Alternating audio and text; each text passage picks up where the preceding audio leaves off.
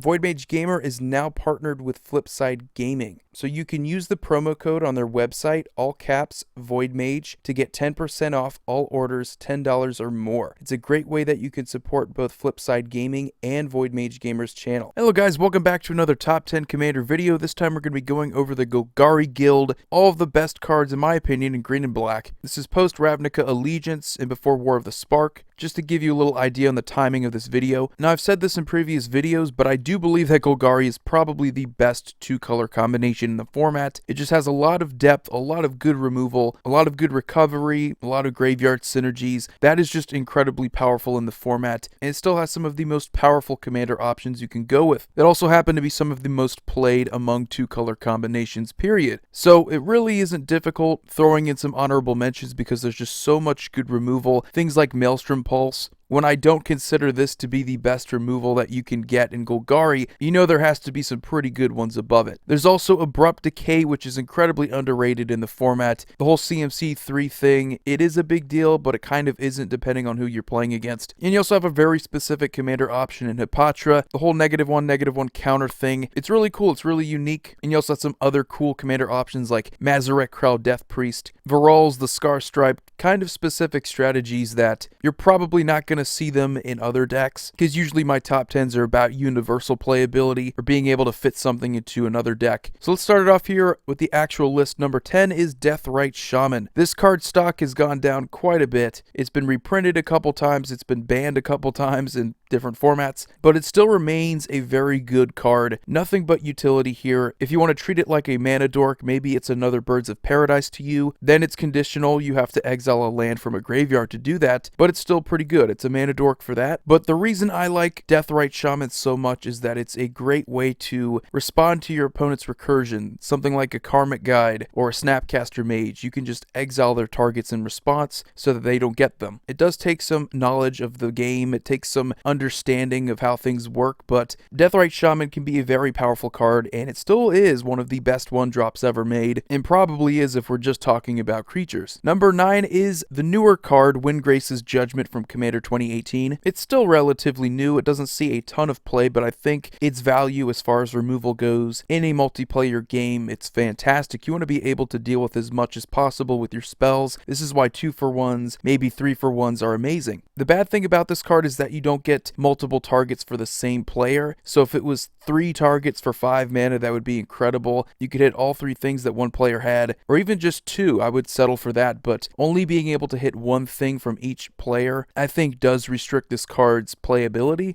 There's a lot of non-land permanent removal in the format, especially in Golgari, so while I think it is exceptional and it still should see a lot of play, it may not help you out in as many situations as you think. Number 8 is Journey to Eternity. I have been a huge fan of this card since it came out in Rivals of Ixalan. It is kind of like a poor man's Volrath Stronghold, maybe a little bit better in certain situations, but you want to get that land. Once you get that land out there and you're playing a deck where you can constantly bring back creatures and you have enough mana to where you can leave up the 5, you have a way to bring back problem creatures and just keep some sort of presence there. It's a fantastic card. It was dominant and limited. I think it's just as good in Commander, and also the underrated fact that the Journey to Eternity as an enchantment is still pretty good. I mean, the creature dying, you get to bring that creature back, and you get a land that taps for 1 mana of any color. That's a pretty good deal. And it's really not hard to sacrifice creatures in order to get that trigger in the first place. We have commanders like Prosh, a built-in sack outlet. There's a ton of other options too, but it's just a fantastic card, especially if you love recursion. Number 7 is Vraska Golgari Queen. Now, if I have to put a Planeswalker on this list, it is going to be the new Vraska for me, because while Vraska the Unseen can deal with whatever permanent, this does have a restriction of CMC3 or less, so it is kind of like Abrupt Decay, and I still think that card is pretty good, even though your options are limited. I think a lot of people are going to discount that removal because it's so limited, but there's so many good things that you can deal with that are CMC3 or less, so I still think that is valuable removal in Commander. The plus, however, is why I'm going to give Vraska the edge over the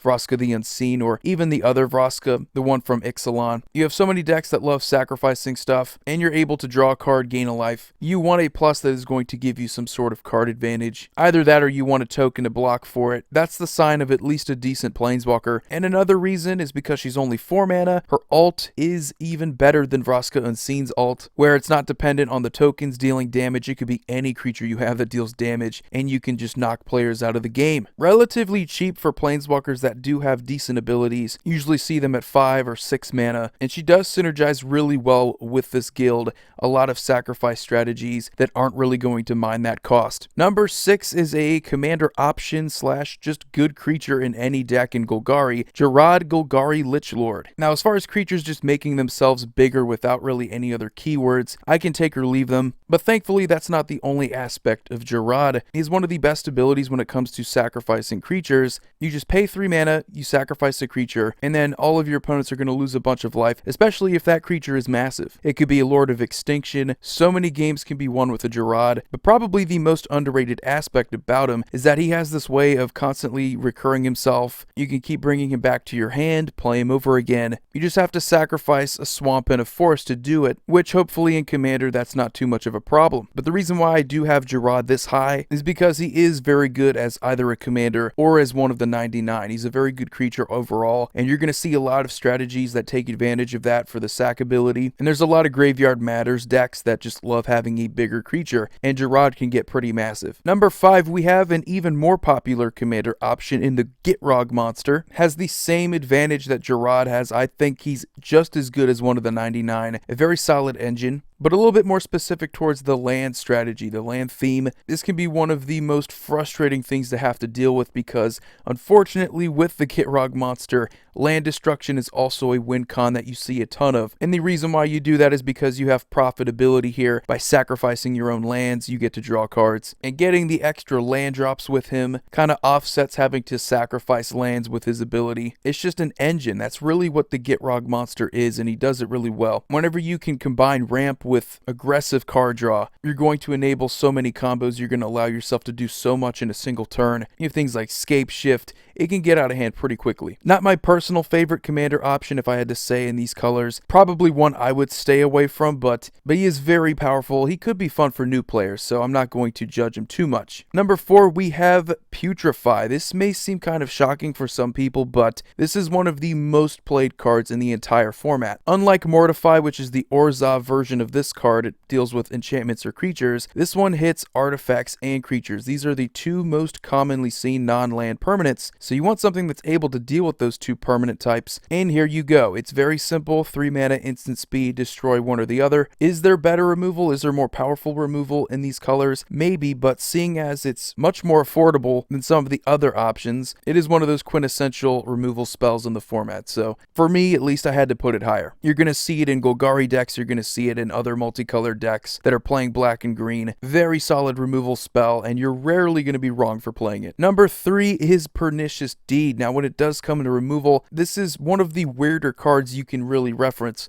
You have to pay X mana into it in order to be able to remove anything, which is very difficult to stop. If they can't counter Pernicious Deed for the 3 mana you originally play it for, they're going to need some sort of stifle or some way to stop the activated ability, because then you can just get rid of whatever artifacts, creatures, or enchantments that you want to, and that is incredibly powerful when you can just sit on this, force your opponents to play more conservatively, which can allow you to stay aggressive if you want to, or just play more defensively. It can also be a political card if you're willing to do that with your opponents. One of my favorite in Golgari for that reason alone. But like I mentioned before, Golgari has no shortage of awesome removal. Pernicious Deed is one of the best, and you really can't go wrong with this card. It can be nasty in Muldrotha decks. It can be nasty if you want to bring it back with a Sun Titan over and over again. Just a brilliant card, and it's just a great example of why this guild is so strong. And speaking of strength, you have probably one of the most powerful commanders here at number 2, Marin of Clan Neltoth. Although I believe she's just as good as one of the 99.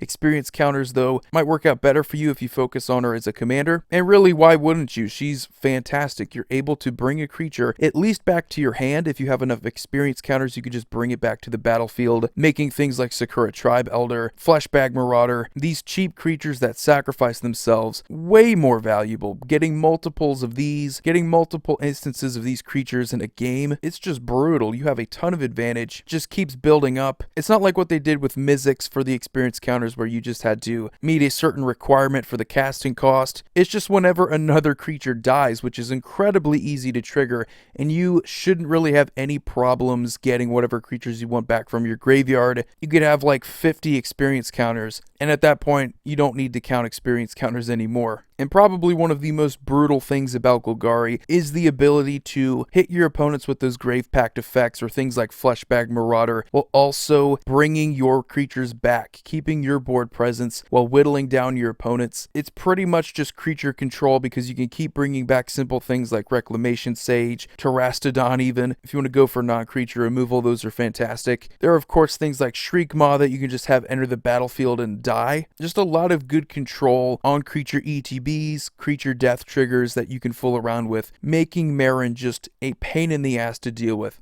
Just the poster child for what you expect of Golgari. And then number 1 is the newest card on this list, Assassin's Trophy. It should be no surprise to anybody. This card has been fantastic in Commander, and usually cheap, efficient removal is going to get a lot of people's attention. Does have the drawback where you give that player a land, so it's kind of like Path to Exile, but you're able to deal with whatever permanent you want to, including lands, including planeswalkers, and this is all for just 2 mana. In Commander, you're not too concerned about giving your opponents lands, especially if it's just 1. What you have here is cheap, efficient removal that can deal with just about anything. And maybe the only thing it has going against it is that it's not exiling removal, but Golgari doesn't really exile anyway. So just a fantastic removal spell. Belongs to just about every single deck that's playing Golgari colors. It's amazing. I see it all over the place in competitive EDH now, as is with the case for most of those decks. The cheaper it is, the better it's going to be. But hey, even if it's just more of the same, more removal, in a guild that has no shortage of it, it's just going to add to the strength of this guild. Whatever deck you want to build, we have Pernicious Deed, Windgrace's Judgment, Putrefy, Maelstrom Pulse, Gaze of Granite, just a ton of cool things that you can fool around with in removal. And this is including the Vraskas that also have permanent removal built in with their minuses. But anyway, guys, that's going to do it for this video. Let me know what you think about Golgari. I'm a huge fan of this guild. A lot of my favorite decks that I've ever played have been Golgari. You guys have a wonderful day. Void here signing off. See you all next video.